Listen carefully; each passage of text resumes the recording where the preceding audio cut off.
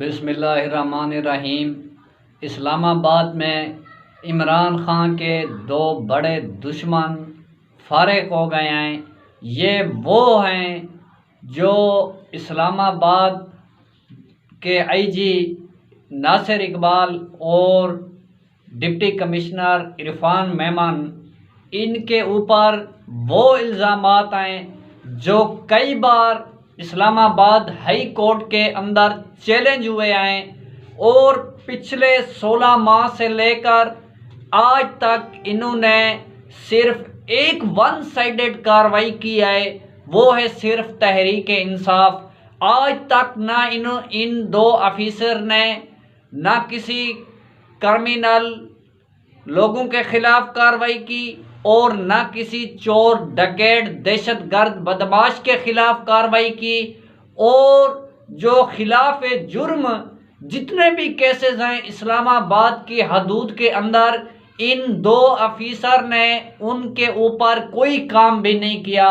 इनका सिर्फ एक ही काम था, ये पाकिस्तान तहरीक इंसाफ के खिलाफ काम करते रहे। और इस्लामाबाद के अंदर 16 माह हो गए हैं जब से इमरान खान की हुकूमत चेंज हुई है। इन दो अफराद ने किसी नो उम्र बच्चे को भी पाकिस्तान तहरीक इंसाफ का परचम भी नहीं उठाने दिया। इन्होंने इंतकाम के अंदर पाकिस्तान तहरीक इंसाफ के लोगों के ऊपर जुल्म के पहाड़ ढाए और जुल्म के सितम ढाए। और यहाँ तक कि जब भी इमरान खान पेशी के ऊपर इस्लामाबाद किसी भी कोर्ट के अंदर पेश होते थे तो बाहर इतनी नफरी खड़ी कर दी जाती थी कि इमरान खान के किसी वर्कर को भी वहाँ पर जाने की इजाज़त नहीं होती थी। इस्लामाबाद की हदूद के अंदर दफ़ा 144 नाखिस कर दिया जाता था। आज उन दो दुश्मनों को फारिग कर दिया गया। सेक्रेटरी इलेक्शन कमीशन ने एस्टेब्लिशमेंट डिवीज़न को ये मरासला लिखा कि ये जो दो अफराद हैं इनको इस्लामाबाद की हदूद से हटाया जाए और इनका ट्रांसफ़र किया जाए। ये इलेक्शन की रास्ते में रुकावट तो ज़रूर थे, लेकिन इलेक्शन कमीशन समझता था, लेकिन इलेक्शन कमीशन भी इन तमाम मामले के अंदर अब तक क्यों खामोश रहा, वो भी कसूरवार है। लेकिन मामला यहाँ पर ये है कि शरियार अफरीदी और जो शानदाना गुलजार है उनका जो केस था, उन दोनों केस के अंदर जो इस्लामाबाद हाई कोर्ट के जस्टिस बाबर सत्तार हैं उन्होंने इनके खिलाफ तौहीन अदालत की कार्रवाई शुरू की हुई है। और ये बहुत बड़ा इल्ज़ाम है। और इससे हटकर परवेज़ इलाही का केस है जिसके अंदर इन दोनों के खिलाफ लाहौर हाई कोर्ट के अंदर तौहीन अदालत का केस चल रहा है। और क्योंकि ये जराइम पेशा लोग थे और इनकी ड्यूटी लगाई गई थी कि आपने तहरीक इंसाफ के लोगों के खिलाफ कार्रवाई करनी है, और ना ये कानून को समझते थे ना ये आइन को समझते थे। जो इनका दिल करता था, इन्होंने इस्लामाबाद के अंदर दोनों ऑफिसर ने जंगल का कानून बनाया हुआ था, अपना कानून बनाया हुआ था, किसी कोर्ट के कोई हुक्म को नहीं मानते थे। जो इनका दिल करता था ये वही करते थे। आज तक पीडीएम की जमातों में से किसी ने भी इनके खिलाफ कोई आवाज़ भी नहीं उठाई और ज़बान भी नहीं बोली, तो वो किस तरह अपने हरकतों से बाज आते। लेकिन आज सेक्रेटरी इलेक्शन कमीशन ने एस्टेब्लिशमेंट डिवीज़न को मरासला जारी कर दिया है और उम्मीद है कल परसों तक ये दोनों जो ऑफिसर हैं ये ओहदे से फारिग हो जाएंगे। और उसके साथ साथ आज इस्लामाबाद हाई कोर्ट के अंदर नवाज शरीफ की सज़ाएं जो थी उनके ख़िलाफ़ अपीलें बहाली की दरख्वास्त दायर की गई थी, जिनको चीफ जस्टिस आमिर फ़ारूक ने सुना और फैसला महफूज किया। नाजरीन, यहाँ पर इंसाफ के तकाज़े देखें कि इमरान खान की सैफर केस के अंदर ज़मानत के ऊपर 2 हफ्ते हो गए हैं। इसी जस्टिस आमिर फ़ारूक ने फैसला महफूज किया, अभी तक ना सुनाया। और क्वेश्चमेंट की जो दरख्वास्त थी FIR खारिज कराने की, उसके ऊपर भी फैसला महफूज किए हुए 2 हफ्ते हो गए हैं। और एक इमरान खान की दरख्वास्त थी जो इलेक्शन कमीशन ने इमरान खान को मियाँ वाली सीट से डी सीट किया था, उसके ऊपर जो फैसला महफूज किया था उसको तकरीबन 19 माह हो गए हैं। आज तक आमिर फ़ारूक ने वो महफूज फैसला नहीं सुनाया। यहाँ पर इंसाफ के तकाजे देखें, आज नवाज शरीफ का केस सुना गया और फैसला महफूज किया गया, जो कि 36 मिनट के बाद फैसला सुनाया गया। उसके फौरी बाद इमरान खान की एक और दरख्वास्त थी जो ट्रायल कोर्ट ने इमरान खान के ऊपर सैफर केस में फर्द जुर्म आयद किया था, उस केस को और निगरानी की दरख्वास्त थी जो हाई कोर्ट के अंदर कल दायर की गई थी और समाअत के लिए मुकर्रर थी, लेकिन काज लिस्ट कैंसिल कर दी गई थी। हमारे लीगल टीम के चौधरी यूसुफ सुबह से इस्लामाबाद हाई कोर्ट के अंदर एक पाँव पे ऊपर खड़े रहे और कोशिश करते रहे कि हमारी आज दरख्वास्त समाअत के लिए मुकर्रर हो जाए, क्योंकि कल ट्रायल कोर्ट के अंदर पेशी है जिससे वो चाहते थे कि हमारी दरख्वास्त की सुनवाई हो जाए। उसकी कोशिशों के बावजूद जब नवाज शरीफ के केस से जस्टिस आमिर फ़ारूक फारिग हुए तो मेहरबानी हुई कि 5 बजे केस को फिक्स किया गया इमरान खान के एतराज़ात के साथ। नवाज शरीफ की किसी दरख्वास्त के ऊपर एतराज़ नहीं था, इमरान खान की हर दरख्वास्त के ऊपर एतराज़ आयद कर दिया जाता है, चाहे किसी दरख्वास्त के ऊपर एतराज़ बनता हो या किसी दरख्वास्त के ऊपर एतराज़ ना बनता हो, फिर भी एतराज़ आयद कर दिया जाता है। तो जब सुना गया तो आमिर फ़ारूक साहब फरमाते हैं कि कल मैं आपको वो अल-कादिर ट्रस्ट और तोशा खाना नायब केस के अंदर रिलीफ देने जा रहा था कि वो जो दूसरा 7 जज था वो नहीं माने। आमिर फ़ारूक साहब, जिस केस के अंदर हम आपसे इंसाफ मांग रहे हैं उसके ऊपर तो आप फैसले दबा कर बैठे हैं, आप हमें क्या इंसाफ देंगे? हम आपको कहते हैं कि कानून के मुताबिक फैसला दें, आप मेरिट पर फैसला दें, आप बेशक हमारी दरख्वास्त को खारिज कर दें, फैसला तो सुनाएं, आप वो फैसला भी नहीं सुनाते, फिर हम क्या करें? जब आपके पास आज हमारा सिर्फ कल का टाइम था, कल 9 बजे समाअत शुरू होनी है, तो आपने आज उसी दरख्वास्त के ऊपर फैसला महफूज किया। अभी तक पता नहीं कि वो फैसला कब सुनाया जाएगा, जो कि नवाज शरीफ की दरख्वास्त थी, कोई अहम दरख्वास्त नहीं थी। आपने 36 मिनट के अंदर फैसला सुनाया, तो आप जिसकी कल समाअत है ट्रायल कोर्ट के अंदर उसके खिलाफ आपने फैसला महफूज कर लिया और उठकर चले गए, कोई पता नहीं है आपने फैसला कब सुनाना है। ये इंसाफ का दोहरा निज़ाम है।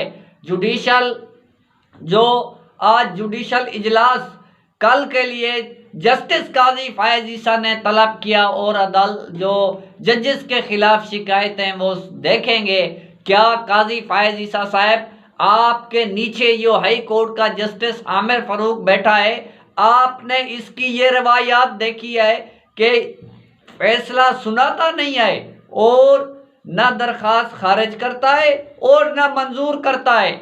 19 माह हो गए हैं इमरान खान की डी सीट की जो दरख्वास्त खिलाफ अपील थी उसके ऊपर फैसला महफूज किए 19 माह हो गए हैं, आज तक उसने जहमत नहीं की कि वो फैसला सुनाए, आज तक उसके पास टाइम नहीं आए।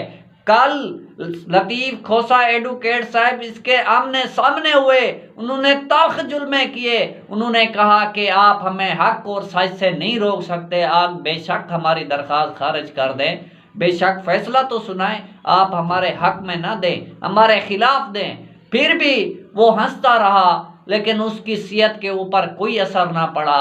आज भी जो सुलेमान सफदर एडवोकेट साहब थे उन्होंने भी ये इस्तदा की, लेकिन कहा कि मुझे टाइम लगेगा, ये केस पहली बार मेरे सामने आया है, तो आप किस चीज़ की तनख्वाह ले रहे हैं? एक फरीक के साथ आप 36 मिनट में फैसला सुना देते हैं और दूसरे फरीक का केस जो है वो अपना 2-2 माह 3-3 माह तक फैसले नहीं सुनाते, और जब उसके खिलाफ कार्रवाई हो जाती है तो फिर कहते हैं कि ये तो कार्रवाई हो गई है, अब आपकी दरखास्तें गैर मौसर हो गई हैं। ये है आपके इंसाफ का निज़ाम। और दूसरी जानिब आज पाकिस्तान तहरीक इंसाफ के वफद की मौलाना फजल रहमान से मुलाकात हुई है, और उसकी किसी अजीज़ की वफ़ात पर जो उन्होंने फातिहा खानी की है, और उसके साथ साथ जो फातिहा खानी करने गए थे तो वहाँ उसके बाद सियासत के ऊपर गुफ्तगू हुई है।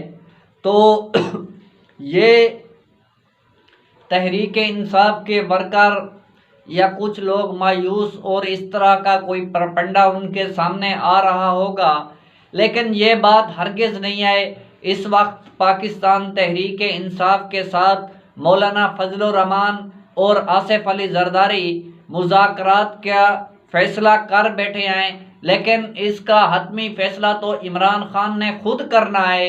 लेकिन ये जो आसिफ अली जरदारी हैं वो ये बात समझते हैं कि जब भी हमें कभी धोखा मिला है तो वो नवाज़ शरीफ से मिला है, क्योंकि जो उसका भाई शहबाज शरीफ है वो तो हमेशा मफामत की बात करता है, और वो चाहता है कि अब हम नवाज़ शरीफ को किसी सूरत भी हुकूमत ना बनाने दें, जो कि आसिफ अली जरदारी का ये ख्याल है और पीपल पार्टी का ये ख्याल है, और उनके लोगों के जो बयानात हैं वो भी सामने आ रहे हैं, जिससे ये तस्वुर सामने आता है कि ये आसिफ अली जरदारी और पीपल पार्टी इस वक्त क्या चाहती है।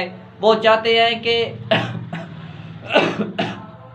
तहरीक इंसाफ इस वक्त इस पोजीशन में हैं कि वो नवाज़ शरीफ को हरा सकते हैं, वो पीपल पार्टी तो इस पोजीशन में नहीं है कि वो नवाज़ शरीफ को हराने में कामयाब हो सकें। वो ये चाहते हैं कि हमारा इमरान खान के साथ जो इत्तेहाद हो जाए तो हम उनके साथ मिलकर हुकूमत बना सकते हैं, लेकिन नवाज़ शरीफ के साथ मिलकर कभी भी हुकूमत नहीं बना सकते। ये आसिफ अली जरदारी का ख्याल है। वो चाहता है कि तहरीक इंसाफ पंजाब से 40 और 50 के करीब MNAs ले जाए, ताकि नवाज़ शरीफ जो मरकज़ में हुकूमत ना बना सके। और उसके साथ साथ आज शीरी रहमान का भी एक बयान सामने आया है। उन्होंने कहा है कि तहरीक इंसाफ अगर इलेक्शन में नहीं होगी तो ये इलेक्शन काबिल कबूल नहीं होगा।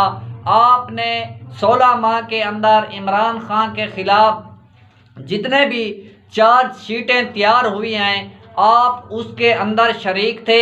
आप तहरीक इंसाफ के ऊपर होने वाले जुल्म में शरीक थे, और तहरीक इंसाफ के वर्कर की चादर चारदीवारी के तकद्दुस में भी आप शरीक थे। आप किस तरह आज कहते हैं कि हम उनके साथ बैठने को तैयार हैं, हम उनके साथ मुज़ाकरात करने को तैयार हैं। आप दोनों से किस तरह मुज़ाकरात हो सकते हैं? लेकिन अभी ये फ़ैसला इमरान खान ने करना है। लेकिन आज लतीफ़ खोसा और दीगर वकला की इमरान खान के साथ अडियाला जेल के अंदर मुलाकात भी हुई है, और उसके बाद जो लतीफ़ खोसा ने मीडिया से गुफ्तगू की, उन्होंने कहा कि बहुत जल्द इमरान खान जेल से बाहर आएंगे और वो इलेक्शन कैंपेन खुद चलाएंगे। उसके साथ साथ आज पेशावर हाई कोर्ट ने तहरीक इंसाफ के हक़ में बहुत बड़ा फ़ैसला दिया। ये वो फ़ैसला था पेशावर के जज इजाज़ुल अनवर की सरबराही में 2 रुकनी बेंच ने समाअत की। ये जो KPK के अंदर तहरीक इंसाफ ने वर्कर कन्वेंशन, जलसे जलूसों की और रैलियों की इजाज़त के लिए दरख्वास्त दायर की थी, जिसके ऊपर आज अटर्नी जो एडवोकेट जनरल था उससे इजाज़ अनवर साहब ने पूछा, क्या आप मुझे ये बता सकते हैं कि तहरीक इंसाफ को किस लिए जलसे जलूस और रैलियों की इजाज़त नहीं दी जा रही? तो एडवोकेट जनरल कहते हैं कि जो ये दरख्वास्त गुजार है इसका जो स्टेटस है ये इख्तियारी है। एक इख्तियारी के हुजरे पर किस तरह कन्वेंशन की इजाज़त दी जाए, जिस पर इजाज़ुल अनवर के बहुत बड़े रिमार्क्स थे। उन्होंने कहा कि आजकल तो इश्तिहारियों को प्रोटोकॉल के साथ अदालत लाया जाता है, जिनको सरकारी प्रोटोकॉल दिया जाता है। ये इजाज़ुल अनवर का जो रिमार्क्स थे वो नवाज शरीफ की तरफ थे, तो एडवोकेट जनरल खामोश हो गए इस बात के ऊपर। आप जवाब देते। उसके बाद इजाज़ुल अनवर ने कहा कि आप मुझे ये बताएं, क्या तहरीक इंसाफ बैंड हो गई है? क्या तहरीक इंसाफ के ऊपर रियासत ने पाबंदी लगा दी है? तो एडवोकेट जनरल साहब कहते हैं नहीं माय लॉर्ड, इसके ऊपर कोई पाबंदी नहीं है और तहरीक इंसाफ बैंड नहीं हुई। तो फिर उन्होंने कहा कि किस लिए उनको जलसे जुलूसों से रोका जा रहा है। तो उसके बाद ये बात उन्होंने कही कि आप जाएं, पूरे केपीके के अंदर वर्कर कन्वेंशन भी करें, आप जलसे जुलूस भी करें और आप रैलियां भी निकालें। आपके ऊपर किसी किस्म की कोई पाबंदी नहीं है। अगर रियासत रिट कायम करने वाले इदारे आपको रोकें और आपको वर्कर कन्वेंशन या जलसे ना करने दें, तो फिर आप हमारे पास आएँ, फिर हम देखते हैं कि ये किस तरह आपके खिलाफ कार्रवाई करते हैं। ये आज की पाकिस्तान तहरीक इंसाफ की बहुत बड़ी फतह थी। अब केपीके के अंदर जलसे भी होंगे, जुलूस भी होंगे। नाजरीन, आज की अपडेट यहाँ तक थी। अगर हमारी वीडियो आपको अच्छी लगे तो हमारी वीडियो को लाइक और शेयर करें, साथ हमारे फेसबुक चैनल को फॉलो करें और यूट्यूब चैनल को सब्सक्राइब करें और हमारी आने वाली वीडियो का इंतज़ार करें। अल्लाह आपका हामी और नासिर हो।